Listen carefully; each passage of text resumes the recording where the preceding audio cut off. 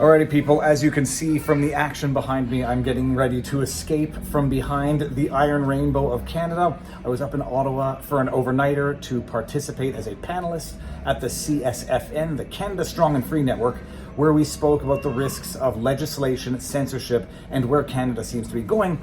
What is somewhat discouraging or depressing is that it doesn't seem that the intellectuals of Canada fully appreciate just how far down the tyrannical road we are and how fast we are approaching the proverbial black hole event horizon of total online censorship and suppression of independent voices.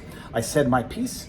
The video is online, so you can watch the panel at your leisure. But on the harms piece, it's not wildly inconsistent. In fact, there are jurisdictions that frankly go much further in terms of some of the kind of speech that they regulate. The UK, for example, goes further than this legislation does. And they jail somebody for making a meme joke with their pug doing the Heil Hitler salute and put him in jail. I mean, the fact that there's other countries that are worse is the problem. It's an indication of where we're going, not an indication of where we should be going. Brazil's getting worse. At least we're not Brazil yet. I mean, the problem is it's sort of like the Jordan Peterson thing. We're like, nudge, nudge, nudge, back up. Nudge, nudge, nudge, back up. And then in 15 years from now, you can't say F Trudeau on Twitter without going to jail. But I'm leaving Ottawa, back to Montreal, off to Vegas for Barnes's 50th birthday, and we're turning it into a meet and greet extravaganza. It's going to be fantastic.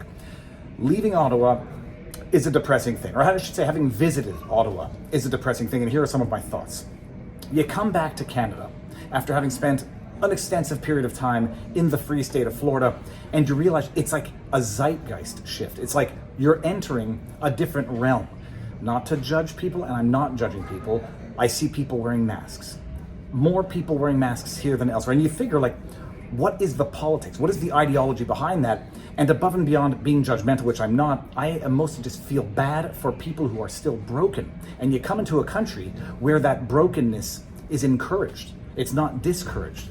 And set that aside, went to Ottawa. Going back to Ottawa, where my last memories of Ottawa were the Ottawa trucker protest, the most beautiful I've ever seen Ottawa in my life. This is the view from the hotel room. It's actually kind of nice until you realize who's housed in those buildings out there. You know, I'm thinking about it and just look at these beautiful buildings. Look at this. It's history. These buildings are not worth anything if the people in them don't respect the history, respect the principles, and respect the law. I'm gonna go out on the street and walk around. You know, Parliament is over there. It looks like there might be some protests. The conference is in the building, and I'm gonna be speaking at about 9 o'clock, so that should be fun. All of these institutions, these monuments to what Canada is, was, should be, mean nothing if the people in those buildings don't appreciate what Canada is, was, and should be. And it's a little depressing. Getting ready to go back and do the walkabout and see what Ottawa looks like when it's not occupied by the most peaceful, beautiful protest of all time. The funniest thing, though, is I'm falling asleep last night. This is where the Dance Dance Revolution was, right down there. And I could hear the horns in my head. I could hear the honking. I could see the people smiling. I could see the people dancing. I could hear what Ottawa once was, vibrant with life, love, and beauty. And it's nothing except a good memory to me. Whereas people who look at that and view freedom as a threat, view freedom of speech as a threat, view individual rights and individual sovereignty as a threat, their memory of it is entirely different. And it's comical, except it's also tragic because it's how countries fall and it's how tyranny takes a hold of people. And people say, I am happier with guaranteed prison, so long as the prison guards, that being the government, make me think I'm safe. But the irony is that when the government is in charge, nobody's safer. Maybe that's a bit of an exaggeration, but I don't think it is actually. Going back there, I'd say it's like going back to a scene of a crime. It's more like going back to a lush forest that has now been devastated by a forest fire. When I was there for the protest, dancing, people were smiling, people were hugging. Downtown Ottawa, the core on Rideau Street, had never been cleaner, had never been safer. The homeless people were being sheltered, fed. I went back now for this conference. It was at the Westin. I stepped foot out of the Westin thinking I was going to do a vivabarneslaw.locals.com exclusive live stream. Nope. I crossed the street and looked under the underpass that went down to the water, loaded with homeless people. And I'm saying this non-judgmentally again, except to say this is the result of failed government policy. Down Rideau Street, homeless people, drug addicts, people clearly intoxicated all over the streets. There were more homeless people on the streets than there were pedestrian traffic. I made it a bit to Parliament, and I was like, no, forget this. I'm going back to the hotel, and forget this. I'm going back to Montreal. And I leave that place. The memories that I have now been totally overridden with the reality of what Ottawa is.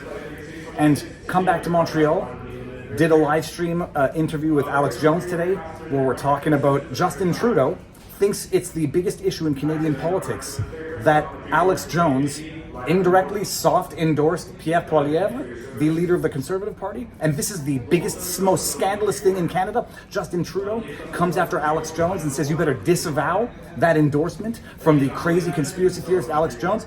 Oh my goodness. While the Conservative leader continues with his misinformation and disinformation, the reality is the Parliamentary Budget Officer said that 8 out of 10 Canadians do better with our price on pollution and the Canada carbon rebate. But speaking of misinformation and disinformation, any responsible leader that receives an endorsement and support from proven conspiracy theorist and liar Alex Jones would have immediately denounced that. But that's not what the leader of the opposition did. He did absolutely nothing because those kinds of endorsements fit within his political strategy. Have we forgotten about Justin Trudeau blackface, Justin Trudeau woman groper, Justin Trudeau elbowgate, where he elbowed the NDP MP in the boob in Parliament?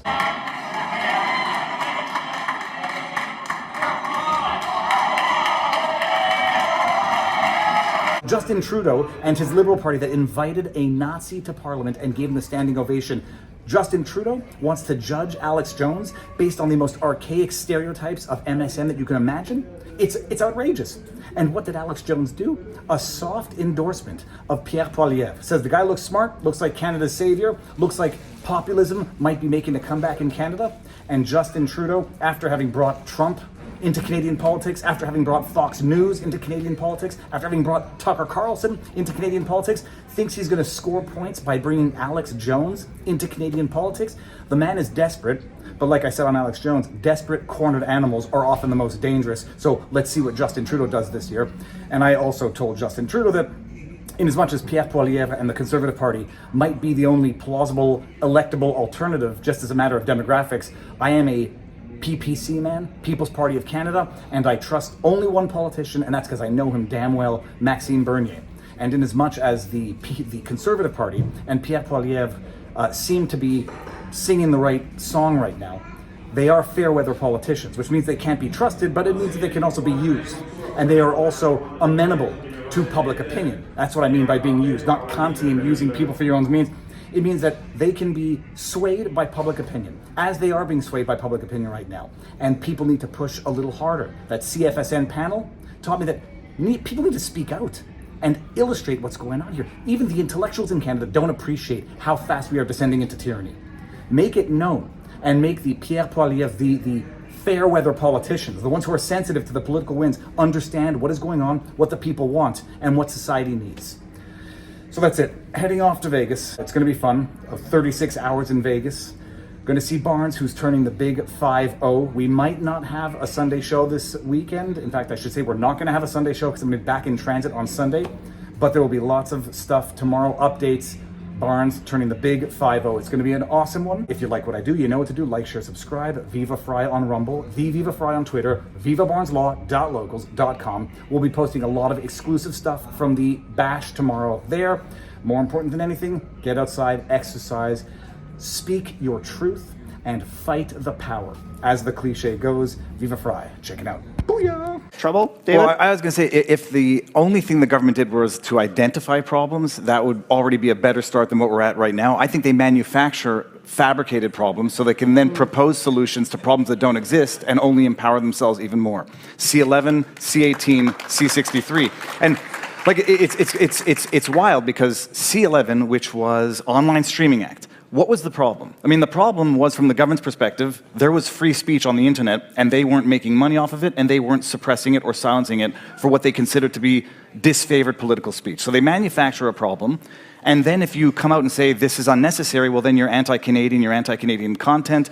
C18, the link tax, I don't believe there was any problem there, except to find another way to indirectly subsidize failing, flailing Canadian legacy media. And the solution that Google has, I don't know what is it, it's how much, $100 million a year now that's going to be going to accredited media, journalists or organizations that employ enough journalists beyond a certain threshold, the government's going to decide. So it's just one way of controlling independent voices, and the internet is the last Wild West where people like me can say things that will sooner than later be deemed to be hate speech. Stick with you for a second. Good point.